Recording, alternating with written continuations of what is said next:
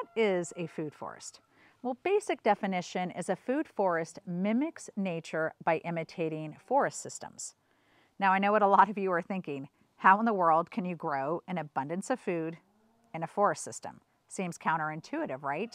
Many of us have a traditional view of a garden in our head. We have a plot of land, plenty of sun streaming through, but I think we can all agree that Mother Nature is nothing if not remarkable. And if we look back at Native American tribes, many used the forest. They foraged for food, they grew food.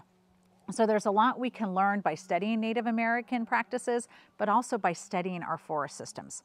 Now, you traditionally have 7 layers in a food forest, but many have added an 8th layer, and I've added that here, and I think you'll understand why that was added as we go throughout the video. So let's go over what these 7 layers are, and then we'll go into a little more definition of why they're beneficial to the food forest and what kinds of plants you'll grow within each layer. So the first layer is going to be your canopy layer or your overstory layer. The second is going to be your subcanopy or understory layer. And then you're going to have your shrub layer, your herbaceous layer, your ground cover layer, your vine layer, and then you're going to have your root layer, or what many refer to as the underground layer. Now, the 8th layer is your fungal layer. And the reason I've added that is because you need healthy soil. Without healthy soil, you really don't have a food forest or even a garden. So that's why I wanted to make sure I added that 8th layer there. So using these layers, we can grow an abundance of food in a small space and eventually with very little effort. Now, at the center of each tree or section is going to be a guild. Simple definition of a guild is a series of plants working together and supporting each other. So let's go through, talk about these layers a little more in depth and see how they support each other. So the first layer, your canopy layer, that's going to be your large trees. So I want you to think of trees over 30 feet tall. These are going to be our almond trees, our apple trees, our American chestnut trees, and we cannot forget our nitrogen fixing trees like our black locusts, our honey locusts, like Kentucky coffee trees. And we've talked before on why nitrogen fixers are important, but for those that are new, every 3rd tree we add a nitrogen fixing tree, and then we also add nitrogen fixing shrubs throughout our orchards and our food forest. Why are nitrogen fixers critical? Why do so many people talk about nitrogen fixers? Well, we know that plants take carbon dioxide and they convert it to oxygen. But what many don't know is most plants cannot convert nitrogen. So that's why you need those nitrogen fixers, because they're able to take the nitrogen from the air, take it in, and then disperse that back into the soil so other plants that are not able to access the nitrogen out of the air, they're not able to access it, but they can access it in the soil from those nitrogen fixers. So that's why nitrogen fixers are so critical. Now, the next layer that we're going to discuss is going to be that sub-canopy layer or the understory layer. Now, there might be many of you thinking, I have a small plot of land, I have a small property, there's no way I could grow a 30-foot tree. That's fine. If you can't grow trees that are over 30 feet tall, then the sub-canopy layer or understory layer can act as your canopy layer. That is absolutely okay. And these are going to be your trees that are typically under 30 feet tall. Your peaches, your nectarines, your dwarf trees, things of that nature. So the herbaceous layer contains your non-woody vegetation. So plants like the comfrey we grow along with other plants like asparagus, kale, buckwheat, dill, mint, hyssop, things of that nature. And again, think of foods that you want to eat, but also think of plants that are going to be good for those pollinators. So the ground cover layer are going to be your ground covers like your strawberries, your nasturtiums, your creeping thyme, things of that nature, and things that are going to cover the ground. So there are 2 main benefits to actually having ground cover plants. One, it's going to stop weeds from coming up, and it's also going to hold in moisture. So I want you to think of the last time that you saw a piece of land that was cleared. Maybe you cleared a piece of land on your property. Well, what happens when you don't add ground cover? Right? Weeds come back, right? Mother Nature abhors a void. So she's going to fill that area with plants. So the ground cover is going to stop that from happening because there's not going to be a void. So it's going to stop those weeds from coming, and it's going to keep that moisture back on your property. So ground covers, think of plants like we talked about, the strawberries and nasturtium, but clover and rosemary, etc. Now, many ground covers are actually legumes, and legumes help put nitrogen back in the soil. So again, think of the plants that you want, but then again, think again of your pollinators. This, and you know, as we've talked about, this creates an ecosystem. It creates its own ecosystem. So the vine layer are going to be for your climbing plants. So they're going to use the taller plants like your trees and your shrubs to grow up on it and to use as a support. So I want you to think of the Three Sisters method. So for those that aren't aware of this, this is a symbiotic relationship between basically three plants that grow together. So you'll have corn, you'll have beans, and you'll have squash. So you plant the corn, and the corn's going to grow up a little bit, and then you're going to plant your beans. Now, corn is a very heavy nitrogen feeder, so it needs a lot of nitrogen. Beans are a legume, so what do legumes again do? They feed that nitrogen back into the soil, which the corn can use. So not only are the beans giving back to the corns are providing that support for the beans, and then the squash is going to grow along the ground, kind of creating that ground cover to help prevent some of those weeds that might come in and take nutrients away from the corn. So as you can see, it's a very symbiotic relationship. So that's kind of what a food forest does. So the vines can include perennials such as honeysuckle, hops, grapes, vining berries. So they're going to include perennials, but this is where you can add your annuals too. You can add your cucumbers, your pole beans, things of that nature.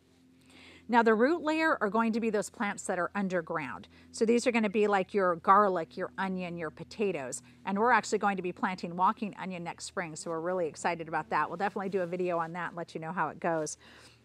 But these can also be your Jerusalem artichokes, your carrots, your chicory, your ginseng, things of that nature. And one of the great things about sweet potatoes, right, is they also grow, you have the top part of the sweet potato that will grow along the ground and also provide some ground cover. So you've got kind of a benefit between all the plants here. And again, your beneficial insects are going to be able to utilize, you know, some of these plants for nectar. So as we talked about, that added layer is going to be that fungal layer, and that's going to be like your mushroom layers, like you know, the signs of a healthy soil. So within fungal layers, you'll have like mycelial fungi, and then you'll have like mycorrhiza. And the mycelial is a fungus, and then mycorrhiza, really kind of simple definition, is basically the root system of a plant taking up that fungus. So they work together in a symbiotic relationship to create healthy soil. And again, the reason I added this 8th layer is because it's really critical, right? If you don't have healthy soil, you're not growing well, and you're not going to grow an abundance of food. Now, some people add an 8th layer, and this is an aquatic layer. Some people are able to do this, some people are not. But like for our homestead, we have a creek. We also have, you know, that pond we restored, and then we added that pond behind me. So we are able to actually add some diversity to the homestead and to the food forest. And we're going to be able to plant aquatic plants that we normally would not be able to. And we're also going to add fish. So we have another meat source on the homestead. So you can go ahead and add like a small water feature if you want. So that is another layer that some people add. Now, one thing I want you to think of, though, is that a forest system is not made up of just living organisms. There's dead organisms in there as well. Think of your logs that have fallen. Think of rocks, which have never lived. Decomposing animals, you know, animals that die within the forest that all go back and feed the soil. So I want you to think of adding some of these components to your food forest as well. So add like some logs, and for us, we're going to be mimicking some of what happens in the forest with our wood chip mulch. So we're going to lay down the compost, which will, you know, fertilize and feed the soil. Then we're going to add the cardboard, which will, you know, stop the grasses as the food forest gets established, but will also feed the worms. And then we're going to add a wood mulch on the top, wood chips on the top, that are going to kind of, you know, simulate some of those logs breaking down. And what do you see in a forest, right? You know, the trees drop their leaves, they drop their pine needles, you know, year after year. And that just goes back to feeding the soil or the ground. And then you have those fallen logs, which go back to the soil eventually as well. But they also provide habitats for animals as well as the rocks. And then you have, dead animals that perish and that go back and feed the soil as well. So again, it's its own ecosystem. So think of adding some of these components to your food forest. It's not only going to help feed the food forest, but it can add some habitat for other animals and beneficial insects as well. There are many benefits of a food forest. As we talk about, it becomes its own ecosystem, providing its own nutrients. It also helps deter pests because you have all these different plants that are supporting each other, creating healthy soil, so you don't have the pest issues that you typically would in a traditional garden. So, and I want you to think back to most orchards, right? So when you picture an orchard, you picture all these fruit trees, like it might be apple trees, might be peach trees, might be pear trees, whatever it may be. But the ground under the trees are typically left blank. So most people don't utilize that space. A food forest actually utilizes that space. So it's a huge advantage because it allows you to grow more food in a much smaller space. And then as we add those plants in, those plants support each other, as we talked about. They feed each other. They bring nutrients back to the soil. So huge advantage to you, because if you have a lot of perennials in there that are coming back year after year, it's less time that you have to spend gardening or adding to your food forest. So in the beginning, you are going to spend time because you do have to plan. You do have to decide what plants you want to add and trees, and then you're going to have to plant them.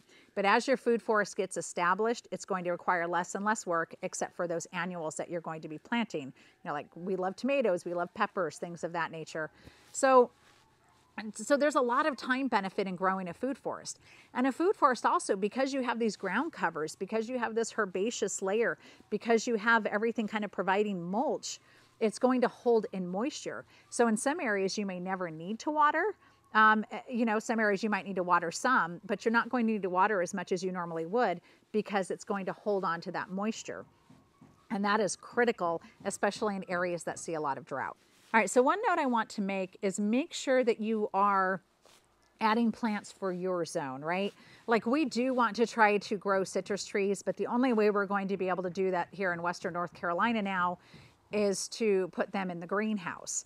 Now, we're from Arizona, so we're able to grow citrus trees there very easily. We're not going to be able to do that here. So make sure you're looking at plants that grow well in your zone. But another thing you want to look at are invasive species. Now you can plant some invasive species, but if they are going to get out of control or they're extremely invasive and you're not going to be able to keep them down or keep them from spreading too much, then I would say make sure you definitely look at other plants.